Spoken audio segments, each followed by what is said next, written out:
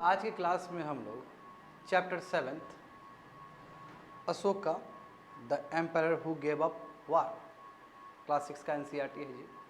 तो समझे अशोका के बारे में समझेंगे और टॉपिक ही क्या है, अशोका जिन्होंने वार को छोड़ दिया, गिव अप कर दिया।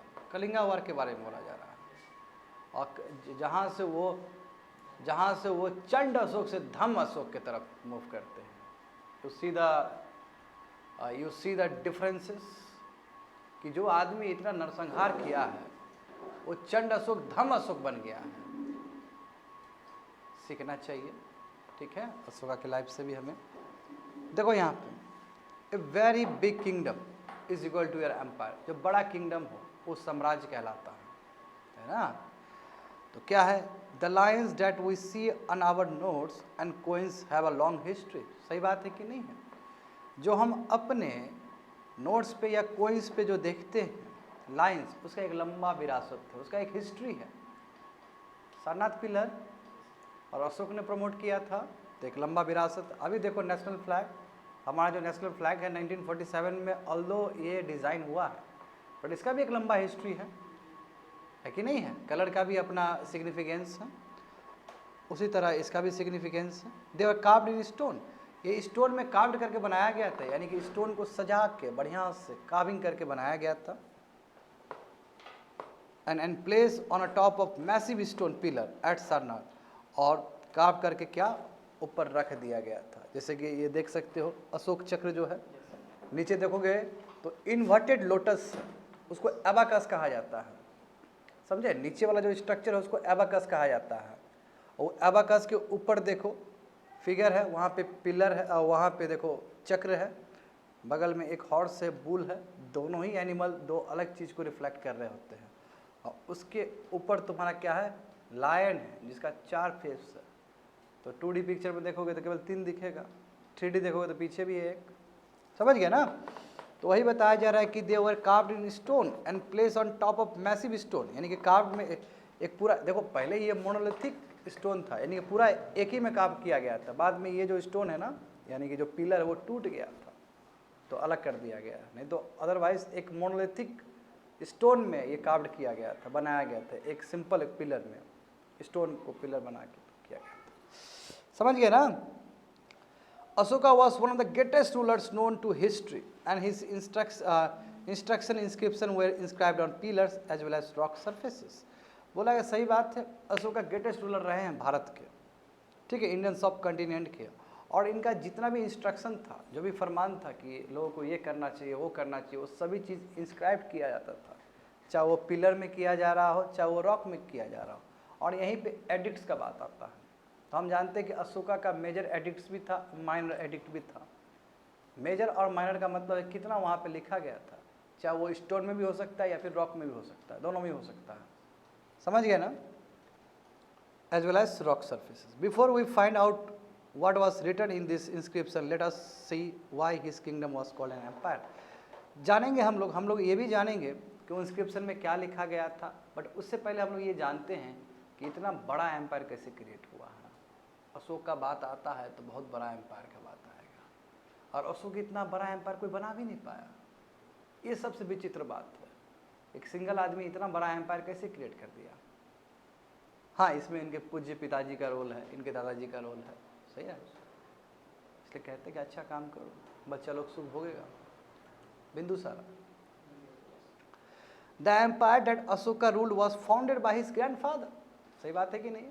जो अशोका जिस एम्पायर के विरासत को आगे बढ़ा रहे हैं, इनके पूजनीय ग्रैंडफादर ने फॉर्म किया था, चंद्रगुप्त मौर्य ने। और जानते हो चंद्रगुप्त मौर्य कैसे आए थे, वही चाणक्य ने लाया था, धनानंद को साफ करते हुए। आज सुबह क्लास में भी हल्का चर्चा हुआ था। यस, तो Chandragupta Maurya more than 2300 years ago, यानी कि 300 BC उस समय का, Chandragupta was supported by a vice man. देखो चाणक्य और कौटिल्य, सही बात है, उनके ही असिस्टेंट्स। एक्चुअली उन्होंने ट्रेनिंग दिया इनको।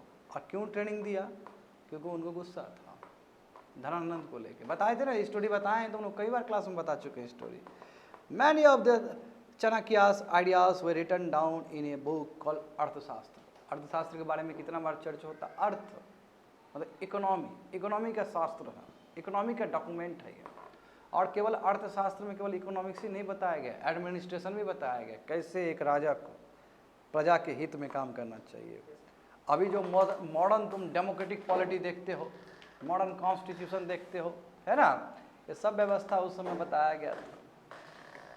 और इसलिए सिविल सर्विस जो कि one of the prestigious exam है, सर्विस भी है, पोस्ट भी है, और 2022 की प्रीलिम्स में अर्थशास्त्र के बारे में पूछ लिया गया था। जाओ, बहुत डेंजर सवाल था। डायनेस्टी देखते, डायनेस्टी क्या होता है, what is the difference between dynasty and kingdom. When members of the same family became rulers one after another, the family is often called a dynasty. देखो कितना बढ़िया डेफिनेशन दिया गया है, लोगों को कन्फ्यूजन होता है यहाँ पे। बोला है कि जब सेम फैमिली का, ठीक है, रूलर्स बने वन आफ्टर वन, यानी कि चंद्रगुप्त मर गए तो उनके जो उनके जो बेटे हैं बिंदुसारा के बाद अशोका, तो यदि इस तरह का रिप्लेसमेंट हो, एक ही फैमिली का मेंबर बन रहे हैं, सक्सेसर भी उन्हीं का है, तो उसको डायनेस्टी कहा जाता है। तो मौर्यास डायनेस्टी थे जिसमें 3 इंपॉर्टेंट रूलर्स रहे हैं, चंद्रगुप्त, उनके पुत्र बिंदुसारा और बिंदुसारा के जो पुत्र है अशोका। मैं ये डायनेस्टी एक किंगडम में कन्वर्ट हो गया। बोला आता है ना, कांग्रेस पर आरोप लगता है कि डायनेस्टिक पॉलिटिक्स करता है। नेहरू जी की पुत्री सोनिया गांधी का इंदिरा गांधी के पुत्र राजीव गांधी के पुत्र राहुल गांधी, आरोप लगते। That is called dynastic politics. Dynastic वहां से भी समझ सकते हो, ठीक है। तो देखते हैं, there are several cities in the empire, बहुत सारे सिटीज है, अभी देखेंगे सभी सिटीज। देखो यहाँ यहीं पे देख ही लेते हैं। देखो सिटीज गजब गजब का सिटीज है।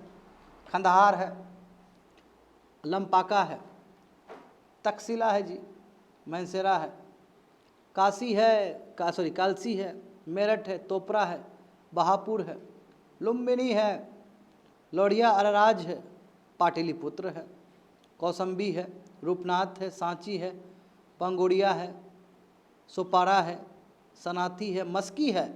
मस्की यहाँ पे एडिक्ट पाया गया है अशोका का, ठीक है, वहाँ भी पाया गया, तभी तो पता चला कि इतना बड़ा साम्राज्य था। यदि एडिक्ट नहीं पाया जाएगा तो कैसे पता चलेगा, ये बताओ। एडिक्ट पाया गया। कलिंगा देखो, ठीक है, जोगाड़ा, धौली, योरागुड़ी, ब्रह्मगिरी बहुत फेमस है, गुजारा, ये जितने भी तुमको देखो, गिरनार, सब इम्पोर्टेंट सिटीज़ है उस समय का। इम्पोर्टेंट सिटीज, जैसे अभी इम्पोर्टेंट सिटीज़ कहेंगे तो बोलेंगे ना, पटना, मुंबई, हैदराबाद, मैंगलोर, है ना, अहमदाबाद। तो उस तरह का उस समय का था ये। समझ गए क्या, कोई दिक्कत है तुमको? देखो वहाँ पे दिस इंक्लूडेड क्या है, कैपिटल पाटलिपुत्र। तक्षशिला एजुकेशन के लिए जाना जाता था। उज्जैन देखो अभी भी जाना जाता है, एक ज्योतिर्लिंग है ना, वो भी बिल्कुल उज्जैन ज्योतिर्लिंग है वहाँ पे, कोई छोटा मोटा चीज़ नहीं है। तो हाँ, उज्जैन बिल्कुल। तो पाटलिपुत्र, तक्षशिला, उज्जैन, ये सब इंपॉर्टेंट सिटीज़ है जो कि हम लोग जान चुके हैं। ये ब्लैक डॉट्स में ये है। रेड डॉट्स के बारे में बताएंगे, ठीक है, रेड डॉट्स के बारे में नीचे लिखा गया है। तो बट देखो, चलो फिर ब्लैक डॉट फिर से देख लो एक बार। अभी तो लेमन टर्म्स में सब दिखा दिए थे। तक्षशिला देखो, तक्षशिला दिख गया, उज्जैन दिख गया तुम लोग को, पाटलिपुत्र देखो, ठीक है, ये इंपॉर्टेंट सिटीज़ है। बाकी क्या है, बाकी देखो, बाकी है इंस्क्रिप्शन, जहाँ इंस्क्रिप्शन पाया गया था। तो जहाँ इंस्क्रिप्शन देखो, बाकी जितना भी रेड कलर जो शुरू में बताए थे ना, जो गलती से बता दिए सिटीज़, वो सिटीज़ नहीं है, वो एक्चुअली वहाँ पे इंस्क्रिप्शन पाया गया है। तो इंस्क्रिप्शन पाने का मतलब क्या है, वहाँ पे अशोका का साम्राज्य है। अशोका ने कोई फरमान जारी किया होगा अब ड्यूरिंग द हिज टेन्योर। तो देखो इंस्क्रिप्शन जो पाया गया कहाँ, जो शुरू में बताए हैं टोटल एरिया, खंडहार से पता चल गया कि अफगानिस्तान तक उनका रूल है, करेक्ट। देखो धौली से पता चल जाएगा, कलिंगा, वही सब चीज़ है, ब्रह्मगिरी सब। अब यहाँ बात करते हैं हम लोग, Takshashila was a gateway to the north west. सही बात है ना। तक्षशिला देखो, अभी मॉडर्न डे पाकिस्तान में कह सकते हो कि जो तक्षशिला एरिया, वहाँ पे देखो, मैप इंपॉर्टेंट है समझने के लिए। अभी भी तक्षशिला स्कूल बेगूसराय में प्रेजेंट है कि नहीं है? इसका हिस्ट्री समझो। तक्षशिला जो पाकिस्तान में एरिया प्रेजेंट है, उसका नाम से क्यों स्कूल बनेगा? क्योंकि हमारा विरासत है वो, समझो हिस्ट्री इसका भी। तो इसे बोला कि तक्षशिला ऐसा जगह है ना, वो एक गेटवे है, नॉर्थ वेस्ट से कॉन्टैक्ट करने का तरीका है। अलेक्जेंडर इस चीज़ को यूज़ किया होगा उस समय, ठीक है ना। Including central Asia. Central Asia से हम कनेक्ट हो सकते हैं। सेंट्रल एशिया मतलब अभी का जो देखो यहाँ पे ध्यान दो, कजाकिस्तान है ना, उज्बेकिस्तान, किर्गिस्तान, तुर्कमेनिस्तान है ना, कजाकिस्तान, जितने भी है, जितने भी तुमको तान दिख रहा है, ठीक है, थोड़ा शांति से, ठीक है, जितना भी तुमको तान दिख रहा है, ये 5 कंट्री है, सब सेंट्रल एशिया का हिस्सा है। बात समझे? तो जो खंडहार है जहाँ पे इंस्क्रिप्शन पाया गया अशोका का, ये गेटवे है नॉर्थ वेस्ट के लिए, नॉर्थ वेस्ट फ्रंटियर के लिए। समझ में आ गया ना? तो देखो वही चीज़ बताया गया है। While Ujjain lay on the route from north to south, जहाँ तक उज्जैन का बात है तो उज्जैन पूरा कनेक्ट करता था नॉर्थ से साउथ को। ये नीतीश इंपॉर्टेंट है, समझो बात को। यहाँ पे डॉट डॉट सब आ रहा है यहाँ मैप में, बिकॉज यस। तो यहाँ पे समझो कि जो उज्जैन जो दिखाया गया है, जहाँ महाकाल मंदिर है शिव जी का, वो नॉर्थ से साउथ का कनेक्टिविटी भी बता रहा है। और देखो खंडहार किसका कनेक्टिविटी बता रहा है? नॉर्थ वेस्ट फ्रंटियर का विथ सेंट्रल एशिया। ये स्ट्रेटेजिक लोकेशन है ये सभी चीज। Merchants, official, craft persons probably lived in this city. सही बात है, जो बड़े बड़े लोग सब होंगे, क्योंकि सिटीज़ में मर्चेंट व्यापारी वाले लोग मिलते ही हैं। ऑफिशियल, क्राफ्ट पर्सन, जो आर्टिसंस होंगे सब वहाँ पाए जाएंगे बड़े बड़े सिटीज़ में, जिसके बारे में हम लोग जिक्र कर चुके हैं। In other areas there villagers of farmer. बाकी एरिया में जो विकसित नहीं हुआ होगा, जो पूरा प्राइमरी सेक्टर से चलता होगा, वहाँ पे फार्मर्स होंगे और एनिमल हस्बेंड्री वाले लोग सब होंगे, हडर्स होंगे। इन सम एरिया, जैसे कि सेंट्रल इंडिया हो गया, जैसे अभी हम एमपी का बात कर ले, तो बहुत सारे फॉरेस्ट है जहाँ पे पीपल गैदर होते थे, फॉरेस्ट प्रोड्यूस लेते होंगे और एनिमल को हंट करते होंगे। यानी कि जो पहले का पैलेथिक एज वाला जो चीज़ चल रहा है वो अभी भी चल रहा होगा। ट्राइबल्स लोग होंगे जो पूरी तरीके से फॉरेस्ट में ही रहना पसंद करते होंगे, ऐसा व्यवस्था होगा। क्योंकि हर जगह तो अभी भी देखो ना, 21st सेंचुरी में क्या सब सिटी ही बन गया क्या? अभी भी फॉरेस्ट एरियाज है, अभी भी विलेज है। तो people in different parts of the empire spoke different languages. सही बात है कि नहीं? अभी भी भारत में यही है कि नहीं है? अलग अलग जगह पे अलग अलग लैंग्वेजेस बोले जाएंगे, तो वहाँ पे भी वही व्यवस्था है। They probably at different kinds of food and war different kinds of cloth. यानी कि इन लोगों का कल्चर भी डिफरेंट होगा, खाना खाने का तरीका अलग होगा, म्यूजिक का तरीका अलग होगा, हर एक चीज़ का तरीका अलग होगा। अभी देखो ना, जो हमारे बिहार का जो कल्चर है is very very different from the Punjab. Punjab का जो कल्चर है very very different from Tamil Nadu. अलग जगह का अलग कल्चर रहेगा जी। तो how are empire different from kingdom? ये तो समझना पड़ेगा तुम लोग को। एम्पायर जो साम्राज्य है वो किंगडम से अलग कैसे है? अब हिंदी वर्ड नहीं आ रहा है मुझे इसके लिए, बट समझो कि इंग्लिश वर्ड तो जानते ही हो कि एम्पायर किंगडम से कैसे अलग है। देखो विद्यार्थी को 2-3 वर्ड में दिक्कत होता है, जो मुझे लगता है और हम लोग को भी होता था अपने टाइम में। डायनेस्टी, एम्पायर एंड किंगडम, ये 3 वर्ड इंटर रिलेटेड है एक दूसरे से। डायनेस्टी का मतलब समझ ही गए ना उस समय। तो देखो, empire needs more resources than kings because empires are larger than kingdoms. बोला कि जो एम्पायर्स होते हैं, एम्पायर्स मतलब होते हैं जो पूरा, king and empire is different. Empire का मतलब होता है कि एम्पायर का मालिक, और किंग का मतलब होता है किंगडम का मालिक। इसलिए बोला जो एम्पायर का मालिक है उसको ज़्यादा रिसोर्सेज होना चाहिए। जैसे अभी लेमन टर्म में समझो, अभी जो मोदी जी है वो एम्पायर के मालिक है, और अभी जो नीतीश कुमार जो जी है वो किंगडम के मालिक है, ऐसे समझो। तो यानी कि जो एम्पायर के मालिक है उसके अंदर किंग है कि नहीं है? पूरा इंडिया के अंदर क्या आता है? बिहार आता है कि नहीं आता है? तो अभी इस तरह समझो। तो एम्पायर को चाहिए था ज़्यादा resources as compare to king. क्यों? एम्पायर हमेशा ज़्यादा बड़ा होता है किंगडम से, and need to be protected, और बड़े बड़े आर्मी चाहिए। देखो, तो बिहार को आर्मी थोड़ी चाहिए होता है, बिहार को पुलिस चाहिए होता है, बट आर्मी किसको चाहिए होता है? सेंट्रल गवर्नमेंट को चाहिए होता है। इसलिए हमारा वहाँ पे BSF है, दुनिया भर का है कि नहीं है, पैरामिलिट्री फोर्सेस हमारा। वही समझो, इसी तरह समझो, ज़्यादा समझ में आएगा। So also they need a large number of officials who collect taxes. और देखो, बहुत सारे ऑफिशियल चाहिए जो कि एडमिनिस्ट्रेशन वाला काम कर सके। अभी भी देखो, एडमिनिस्ट्रेशन के लिए भारत सरकार ही तुम्हारा IAS का IPS का एग्ज़ाम लेती है, और वही सबको स्टेट को रिलीज़ करती है।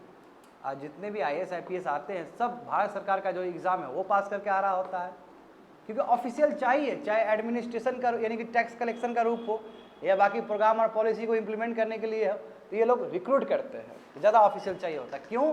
क्योंकि पूरा साम्राज्य को देखना है और बड़ा होता है कंट्री, एक तरह से कंट्री उस समय के हिसाब से। मगर डेमोक्रेटिक प्रक्रिया नहीं है, ये प्रक्रिया जानते हो, टेरिटोरियल गेन है, लड़ाई झगड़ा करके। तो रूलिंग द एम्पायर, अब बताओ, इसलिए अशोका किंग नहीं थे, अशोका एम्पायर थे। बात समझे?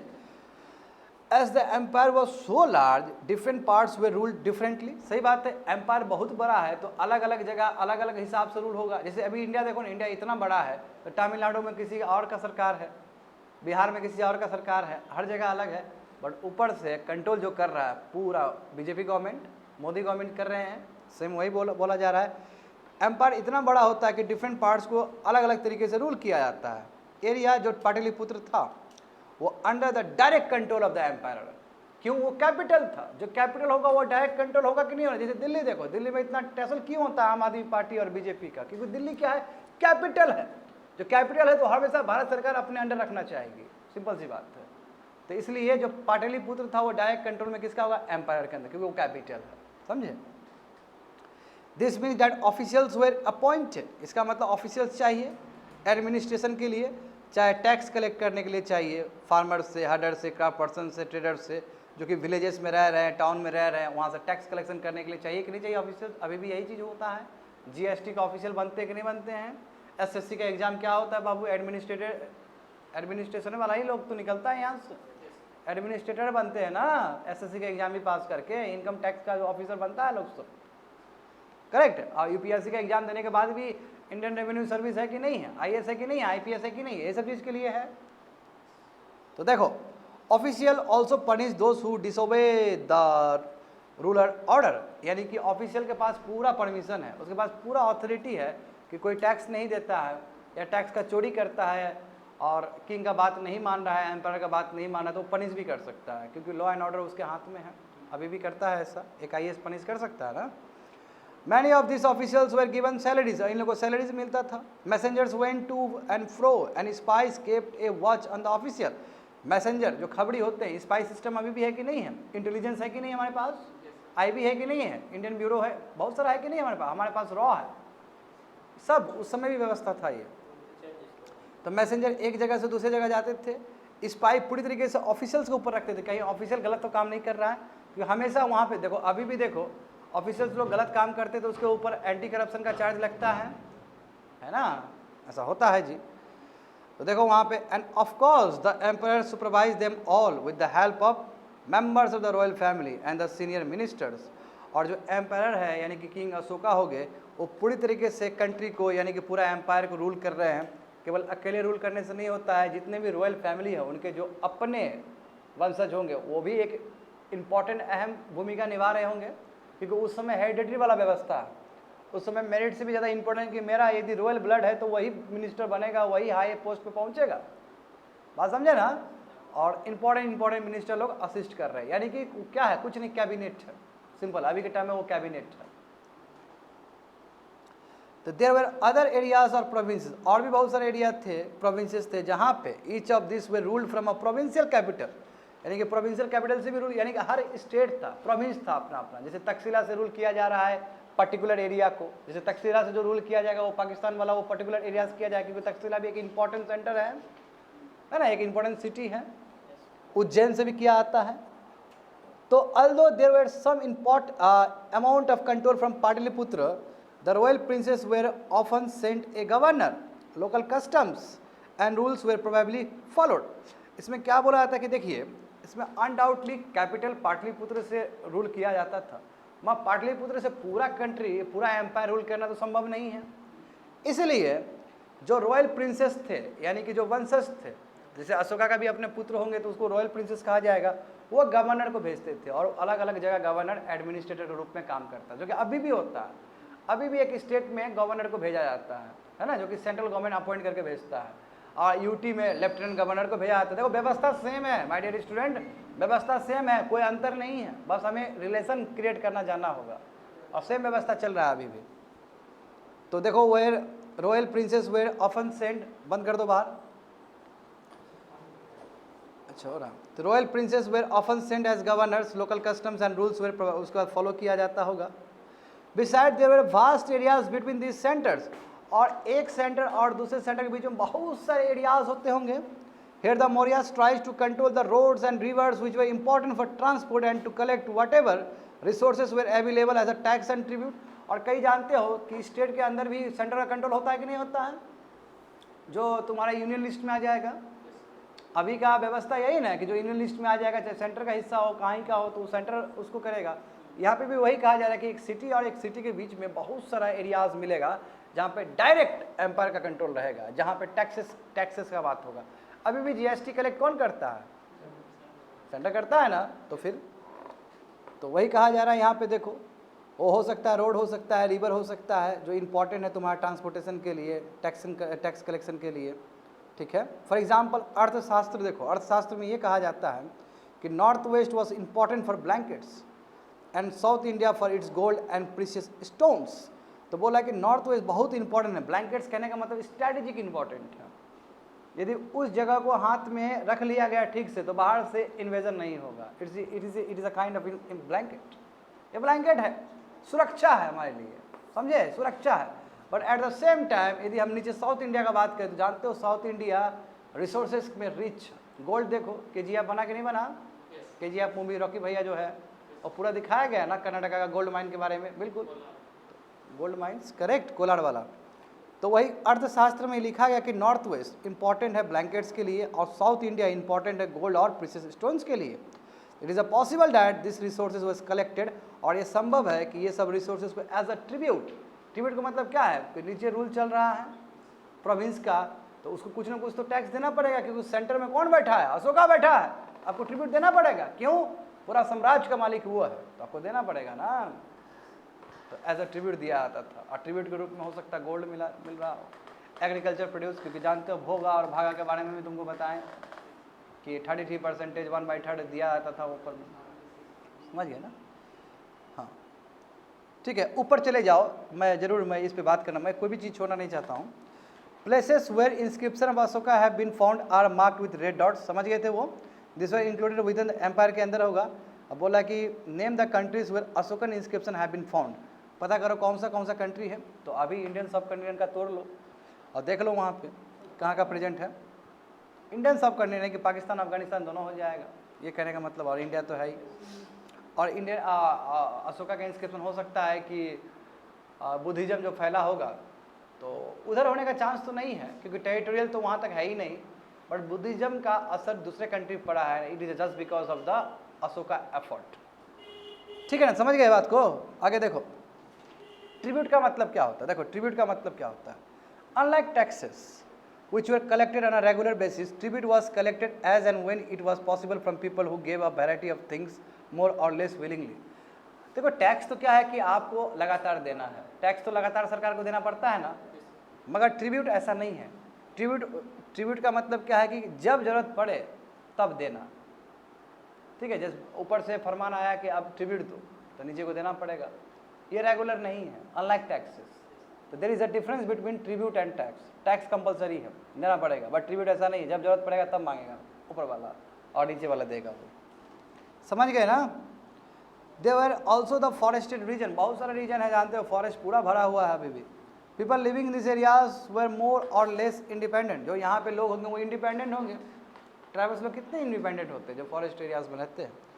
But may have been expected to provide elephants, but ठीक है आप रहिए अपने साथ, बट हम आपसे आशा करते हैं कि हमारे आर्मी के लिए आप एलिफेंट दीजिए, है ना, तभी तो हम इतना बड़ा लार्ज स्टैंडिंग आर्मी बन पाएगा। एलिफेंट जानते हो कि एलिफेंट कई सेंचुरी तक इंडिया का जो स्टैंडिंग आर्मी है उसका हिस्सा रहा है। और ये मिथ जो तोड़ा है जब टर्किश इन्वेजन हुआ है तब, क्योंकि टर्किश ने दिखा दिया, बाहर से जो इन्वेजन हुआ था उसने बता दिया कि एलिफेंट उतना यूज़फुल नहीं है जितना यूज़फुल भारतीय को लगता है। और उस समय हॉर्स के बारे में पता चला, हॉर्स पहले भी यूज़ होता था, बट हॉर्स कितना इंपॉर्टेंट है एज कम्पेयर टू एलिफेंट्स। देखो तो timber, elephants, honey, wax to Mauryan officers. तो ठीक है आप रहिए फॉरेस्टेड एरियाज में, but I have expectation, lot of expectation from you. You have to supply elephants, timber and other forest produce. समझ में आ गया ना। The emperor and the capital city, तो एम्परर और कैपिटल सिटी का क्या रिलेशन क्या है। एम्परर मतलब वही जो किंगों का किंग जो है, और उसका सिटी से, क्योंकि देखो सिटी से ही करेगा, मेन कैपिटल सिटी से करेगा। मेगास्थनीज बताते हैं इनके बारे में, वही मेगास्थनीज जो सेल्यूकस निकेटर। सेल्यूकस निकेटर कौन थे? जब अलेक्जेंडर आए, पोरस को हराए, अलेक्जेंडर चले गए मैसेडोनिया उस तरफ, तो यहाँ पे सेल्यूकस निकेटर को छोड़ दिया गया और सेल्यूकस निकेटर ने अपॉइंट किया था एक ऑफिशियल्स को, यानी कि अभी के डेट में IFS इंडियन फॉरेस्ट सर्विस वाले लोग, मेगास्थनीज को अपॉइंट किया गया था, ठीक है। और ये मेगास्थनीज जाके चंद्रगुप्त मौर्य के कोर्ट में रहे थे। तो मेगास्थनीज बहुत कुछ बताए होंगे, देखो तो मेगास्थनीज एम्बेसडर है who was sent to the court of Chandragupta by the Greek ruler of West Asia named Seleucus Nicator। समझ में आ गया ना, देखो दिया गया। मेगास्थनीज ने एक किताब लिखा था जिसको कहा जाता है इंडिका, समझे। आज इसका जानते हो कि अभी मौजूदा अभी प्रेजेंट सिचुएशन में वो उतना अच्छे हेल्दी स्टेट में नहीं है, फ्रैगमेंटेड स्टेज में है। तो Megasthenes wrote an account about which he saw, क्या क्या इन्होंने देखा है। तो अब ये जो देखे होंगे तो चंद्रगुप्त के टाइम में ही देखे होंगे, बट जो चंद्रगुप्त के टाइम में अवेलेबल होगा अशोका के टाइम में भी वही अवेलेबल होगा, और अशोका का तो साम्राज्य और बड़ा हो गया। तो चंद्रगुप्त के टाइम में क्या क्या इन्होंने देखा है वो सब चीज़ के बारे में बताया गया। बंद कर दो, बाहर आप बंद कर दो, बहुत डिस्टर्बेंस होता है। देखो क्या बताते हैं, ये क्या बताते हैं, देखो ये बहुत गुणगान पढ़ेंगे इनके बारे में। The occasion on which the empire appears in public are celebrated with grand royal processor, यानी कि वो इवेंट, वो ऐसा अवसर जहाँ पे एम्पायर पब्लिक के बीच निकलते थे तो रॉयल प्रोसेसन होता था। आए आए अशोका आए, अशोका आए, चंद्रगुप्त आए, चंद्रगुप्त आए, इतना बड़ा सम्मान, लोग पूरा भीड़ में। अभी भी मोदी जी आ जाएंगे तो लोग नहीं जुट जाएगा देखने के लिए, क्या रॉयल प्रोसेसन होता था। He is carried in a golden palanquin, यानी गोल्डन प्लैंक्यू यानी कि वो एक तरह से प्लैंक्यू मतलब क्या है कि उनमें जैसे राजा लोग का चलने का स्टाइल अलग होगा ना, तो गोल्डन वाला जो एक व्यवस्था होगा, वेसल्स होगा, उसके अंदर चलते थे, पालकी टाइप का कह सकते हो। हिज गाइड्स राइड एलिफेंट्स, इनके जो गाइड्स होते थे वो एलिफेंट चलाते थे। अब एलिफेंट भी कितना डेकोरेटेड है गोल्ड और सिल्वर से।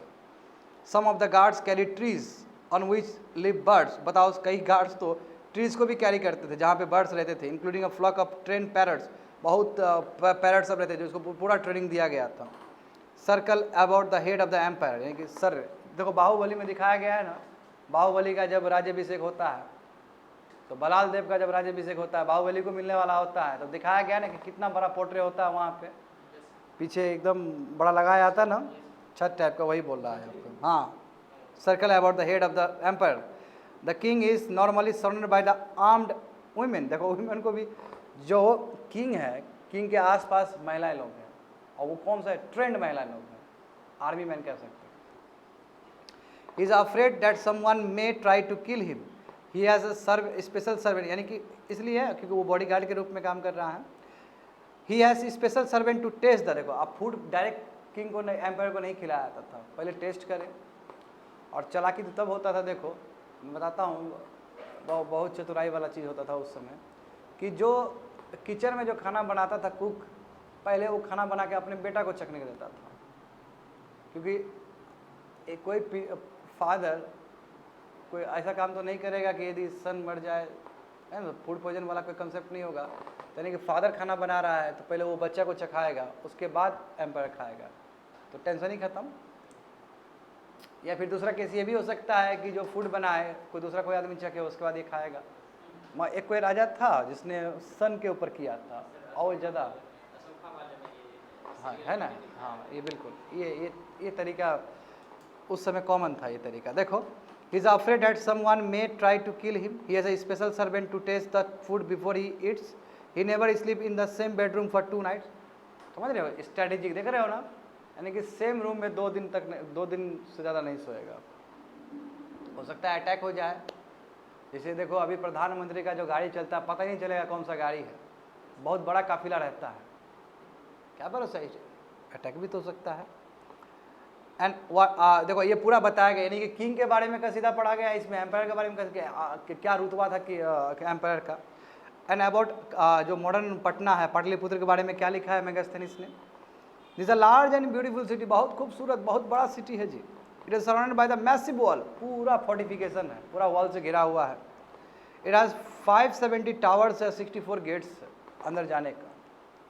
द हाउसेस ऑफ 2 और 3 storage are built wood and mud brick, यानी कि वुड से, पहले तो वुड से ही बने थे, बाद में अशोका ने सबको रिप्लेस कर दिया है, ठीक है, स्टोन से, करेक्ट, कंक्रीट स्ट्रक्चर से। तो कहा जाता है कि 2 तला 3 तला वाला स्ट्रक्चर था वो उस समय, समझे। और सब वुड और मड ब्रिक से बना हुआ था। The king palace is also of would, king का जो पैलेस था वो भी वुड से बना हुआ था और स्टोन कार्विंग था, बढ़िया से स्टोन से सजाया गया था, डिजाइन दिया। अभी देखते हो ना कई मंदिर में स्टोन से बहुत बढ़िया सजाया था ना, उस तरह सजाया गया था। And it is surrounded with gardens and included for keeping birds, और गार्डन्स, आसपास गार्डन्स होते थे और बर्ड्स आते थे, क्योंकि बर्ड्स आने का मतलब बहुत ही नेचुरल लगता है कोई भी चीज़ को देखने में, है कि नहीं है। तो ये मेगास्थनीज ने लिखा था और यही अकाउंट से हम जानते हैं कि उस समय के जो पैलेस थे वो वुड से बना था। बट बाद में क्या हुआ, वुड तो क्या है, पेरिसेबल आइटम है, समय के साथ बर्बाद हो जाएगा। और अशोका ने क्या किया, बहुत ज़्यादा ही कंक्रीट स्ट्रक्चर यानी कि स्टोन स्ट्रक्चर सबको ज़्यादा इनकरेज किया है। समझ गए ना। तो why do you think the king had a special servant, क्यों होगा तो समझ रहे हो। और कैसे पाटलिपुत्र डिफरेंट है मोहनजोदारो से, ठीक है, तो कंपेयर कर लेना, समझ में आ जाएगा। अशोका यूनिक रूलर, अब यहाँ बात करते हैं अशोका जो है वो बहुत अपने आप में खास रूलर है, खास एम्पायर है। क्या रीजन है इसका, देखो। The most famous modern ruler was Ashoka, he was the first ruler who tried to take his message to the people through inscription. पहला राजा है हिस्ट्री में जिसने प्रजा को, जिसने पीपल को अपना मैसेज इंस्क्रिप्शन के जरिए पहुंचाया है, यानी कि रॉक एडिक्ट और पिलर एडिक्ट में। समझ गए ना। Most of the Ashoka inscription were in Prakrit, Prakrit में था। इससे भी हम बुद्धिज्म का कॉन्सेप्ट समझ सकते हैं लोकल लैंग्वेजेस में। And written in Brahmi script, तो बहुत सारा लैंग्वेजेस क्या है, प्राकृत है और स्क्रिप्ट ब्राह्मी स्क्रिप्ट है। तो दैट डजंट मीन कि खरोस्ती स्क्रिप्ट नहीं था, खरोस्ती स्क्रिप्ट भी था। खरोस्ती स्क्रिप्ट कहाँ का, अफगानिस्तान वाला एरिया में, क्योंकि वहाँ पे बहुत सारा और भी स्क्रिप्ट है। हाँ देखो ना अभी इंडिया में कितना स्क्रिप्ट है, समझ गए ना। ये बात हो सकता है, होगा इसमें। देखो अशोका वार जो है कलिंगा का, उसको तो बिना, है ना, वो बिना पढ़े हुए तो कभी अशोका के बारे में समझोगे ही नहीं।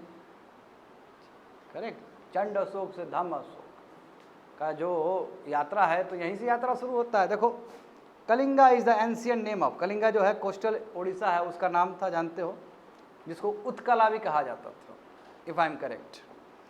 अशोका ने एक लड़ाई किया कलिंगा को जीतने के लिए। However he was so horrified, वो टेंशन में आ गया जब देखा वायलेंस, देखा ब्लड सेट देखा, तो उसने कहा कि नो नो नो मोर वार, अब वार नहीं करेंगे, बहुत हो गया, बहुत 1 लाख से ज़्यादा लोग मर गए थे। He is the only king in the history of the world who gave up conquest after winning a war. ये पहला राजा है पूरा विश्व के हिस्ट्री में जिन्होंने क्या किया, वार जीतने के बाद भी कॉन्क्वेस्ट नहीं किया उस चीज़ को, छोड़ दो। ये अलग बात है कि आ गया पॉलिसी अब धम्मा लग गया तो आ जाएगा, मगर इनको इतना रिग्रेट हुआ कि हमारे एक्शंस की वजह से इतने लोग, मासूम लोग मरे। तो देखो यहाँ पे Ashoka inscription describing the Kalinga war, Kalinga war के बारे में कैसे पता चलता है लोगों को। तो देखो this what Ashoka declare, Ashoka ने अपने एक इंस्क्रिप्शन में क्या लिखा था, बढ़िया समझना है।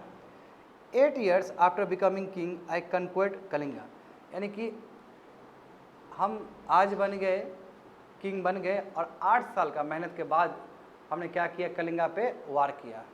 After 8 years of becoming king, about 1.5 lakh people, ठीक है, 1.5 lakh पीपल। देखते हो इसमें भी इंग्लिश कितना बढ़िया दिया गया है, लगभग 1.5 लाख पीपल कैप्चर किए गए थे। And more than 1 lakh people way killed, लगभग 1 लाख आदमी मारे गए थे और 1.5 लाख लगभग क्या हुआ, कैप्चर किया गया है। This filled me with sorrow, और इसके वजह से क्या हुआ, this filled with me sorrow, यानी कि सरो, इससे हम काफ़ी दुखी हुए। क्यों, whenever an independent land is conquered, जब भी कोई एक इंडिपेंडेंट लैंड को कॉन्क्वायर किया जाता है तो बहुत सारे लोग मरते हैं और बहुत सारे लोग प्रिजनर बनते हैं, और ब्राह्मण्स और मोंग को भी नहीं छोड़ा जाता, वो लोग भी मर जाते हैं, जो कि एक इम्पॉर्टेंट हिस्सा है सोसाइटी का, इन्फ्लुएंशियल और इंटेलेक्चुअल पीपल है ये लोग, इनको भी नहीं बख्शा जाता है।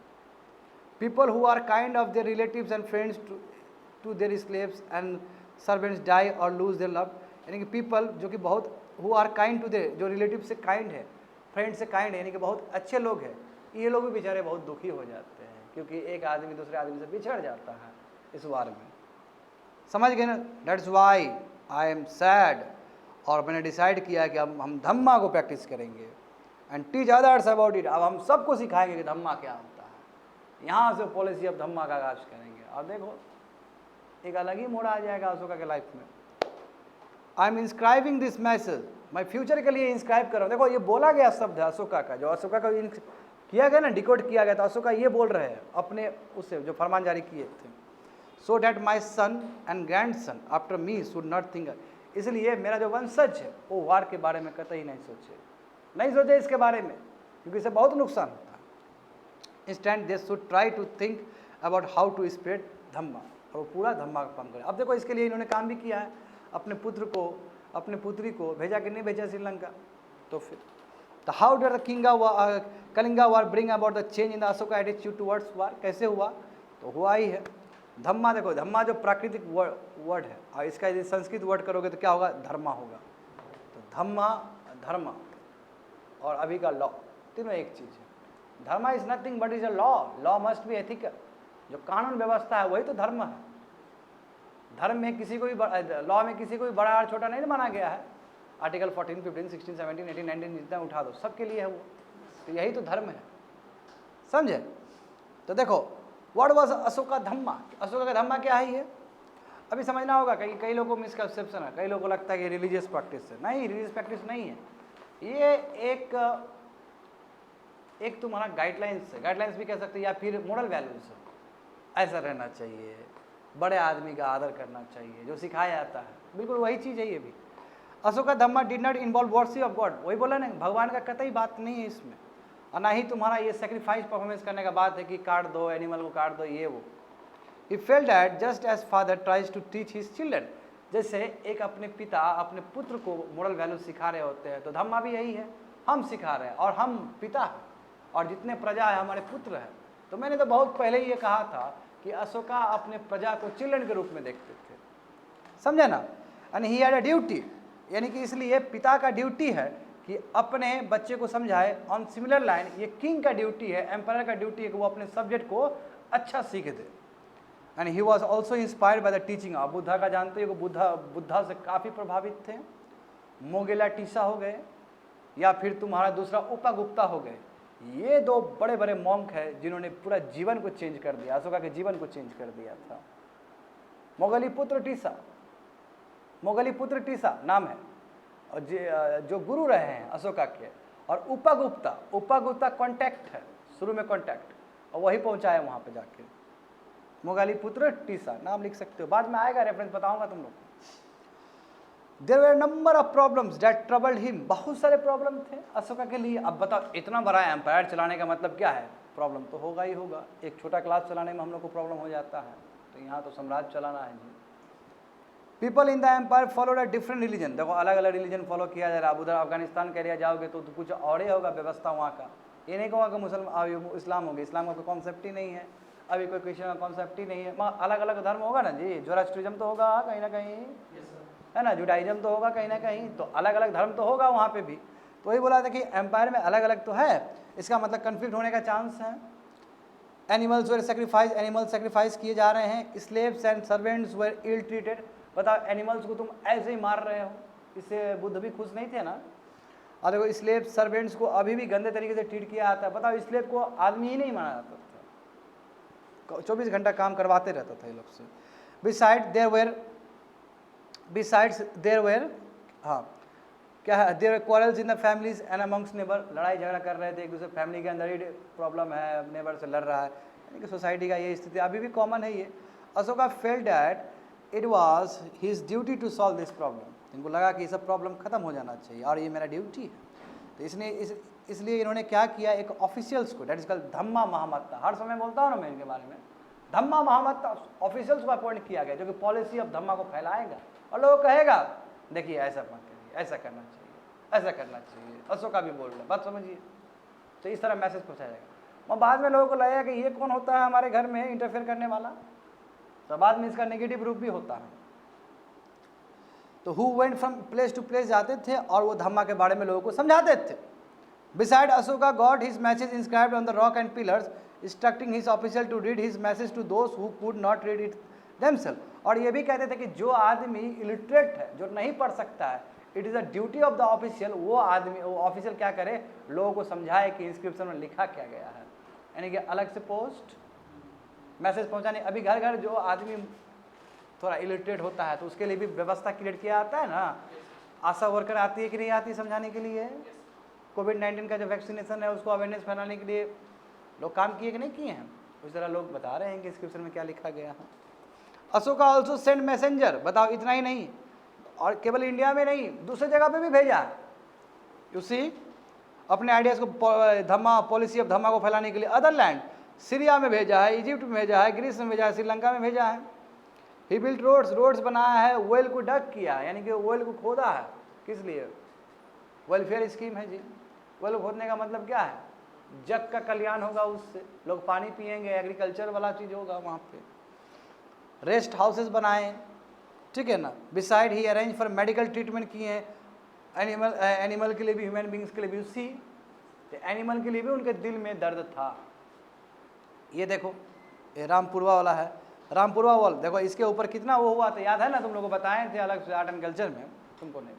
रामपुरवा वाला यही था ना, जहाँ पे पंडित नेहरू और राजेंद्र प्रसाद बोलते कि ये तो विरासत है, और इसको ले गया था इंग्लैंड में रखा था। ये वाला देखो, हाँ रामपुरवा वाला, ये फिर से मंगवा के राष्ट्रपति भवन में लगवाया गया वहाँ पे। बिल्कुल यही था, देखो वहाँ पे लिखा गया होगा कि द रामपुरवा बुल बहुत ही खूबसूरत पॉलिश स्टोन स्कल्पचर है, बहुत खूबसूरती से बनाया गया है, अभी तो बन भी नहीं सकता ये सब चीज़।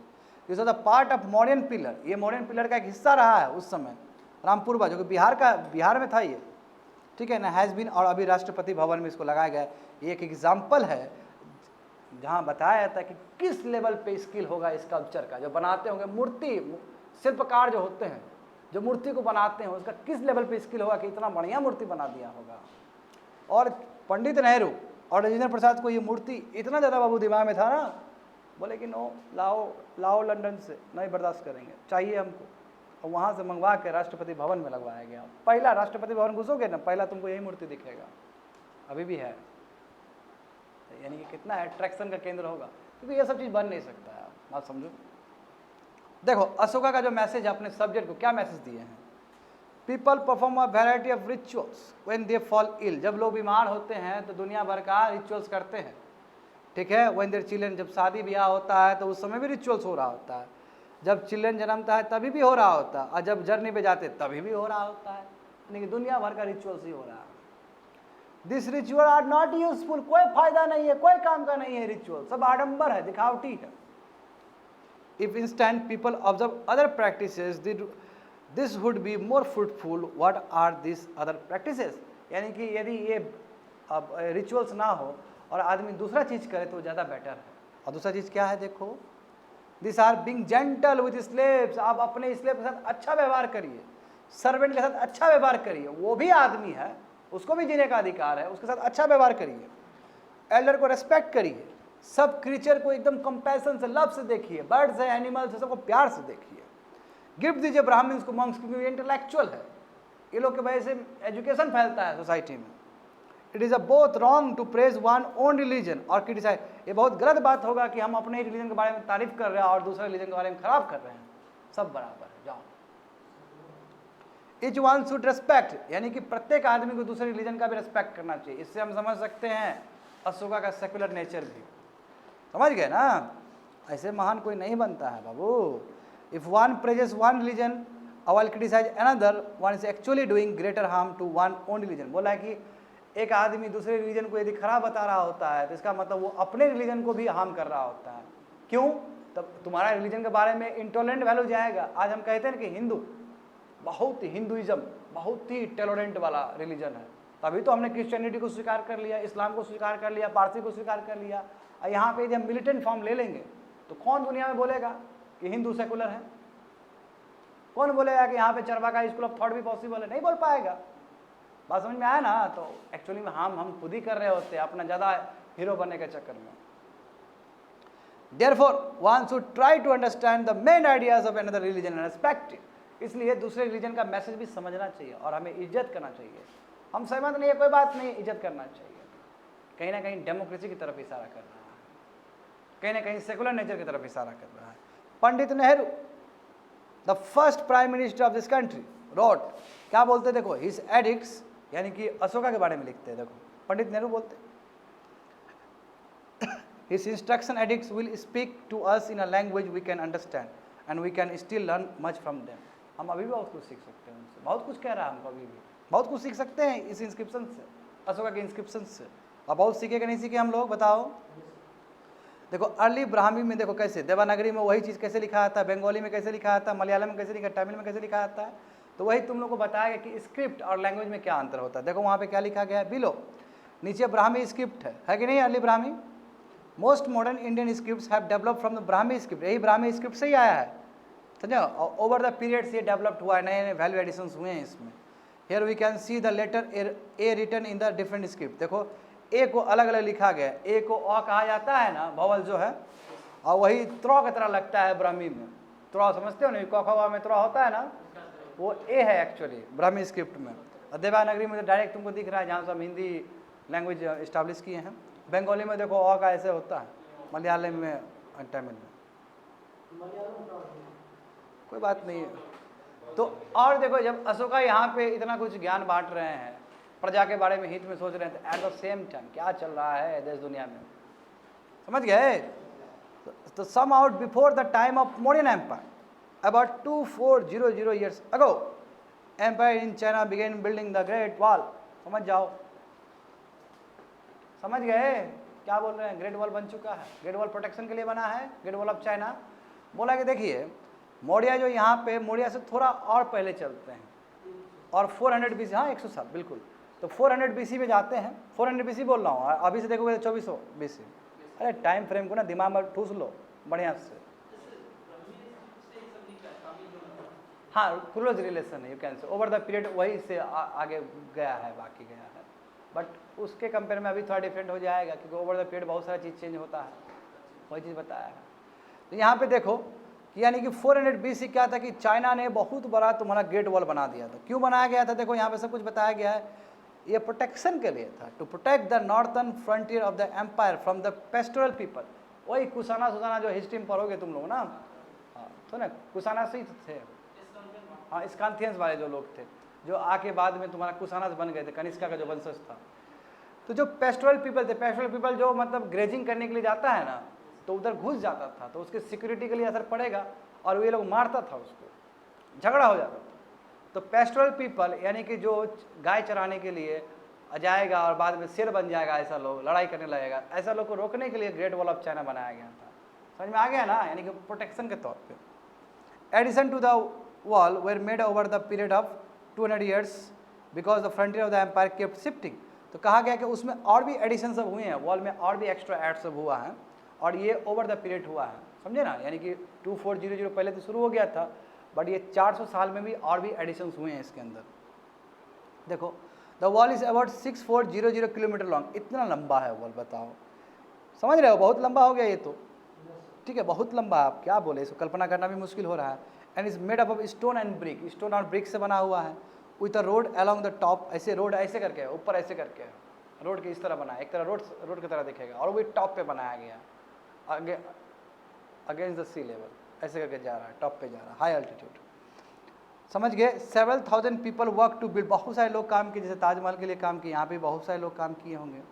देर are watch towers all along, तुमको वॉच टावर मिल जाए, वहाँ बैठ के तुम इधर उधर देख सकते हो, तुमको बहुत हाई अल्टीट्यूड में दिखेगा, जो कि तुम्हारा वॉच टावर कितना है, 100 से 200 मीटर के ऊपर में बना है। कई बार होता है ना, वॉच टावर होता है जहाँ से बैठ के हम पूरा देख सकते हैं, विजुअल ले सकते हैं। In what ways do you think the Ashoka attitude towards neighbouring peoples was different from that of the Chinese empire. क्या लगता है, तो थोड़ा रिसर्च कर लेना कि चाइनीज जो एम्पायर होंगे उसका जो तौर तरीका और अशोका के तौर तरीका में क्या अंतर होगा। तो बहुत अंतर है। अशोका यहाँ पे पॉलिसी ऑफ धमाका बात कर रहे हैं, तो वो लोग थोड़ी पॉलिसी ऑफ धमाका बात किया होगा। अशोका यहाँ इतना बड़ा साम्राज्य के हैं, तो चाइनीज़ तो इतना बड़ा साम्राज्य एक सिंगल तो कोई हुआ नहीं है कि पूरा चाइनीज़ को अभी तक, चाइनीज़ का हिस्ट्री जानोगे आने वाले समय में। Yes I have completed. तो देखो इसमें क्वेश्चन सब है। Make a list of the occupation of people who lived within the modern empire. Modern empire के अंदर जो रहते थे लोग, कौन से लोग रहते थे उसके बारे में तुमको बता देना है, ये पढ़ लेना है सभी चीज़, ठीक है। उज्जैन गेटवे है, ट्रू है फॉल्स है, टू द नॉर्थ वेस्ट, गलत बात है ना, ये नॉर्थ और साउथ का है उज्जैन, वहाँ पे ध्यान दो बेटा। Most Ashokan inscription are in the Brahmi script, क्या बात सही है ये, ज़्यादातर तुम्हारा ब्राह्मी, हाँ बिल्कुल ब्रह्मा स्क्रिप्ट ही था, कुछ खरोस्ती भी है अफगानिस्तान में पाया गया, मगर ज़्यादातर तुम्हारा ब्राह्मी है। क्यों, अरे ब्राह्मी स्क्रिप्ट से ही बाकी लैंग्वेजेस का निर्माण हुआ है, जैसे बताए थे बाकी स्क्रिप्ट का निर्माण हुआ है, तो कह सकते कि ब्राह्मी है। एंड सो ऑन, पढ़ लेना इसको अच्छे से।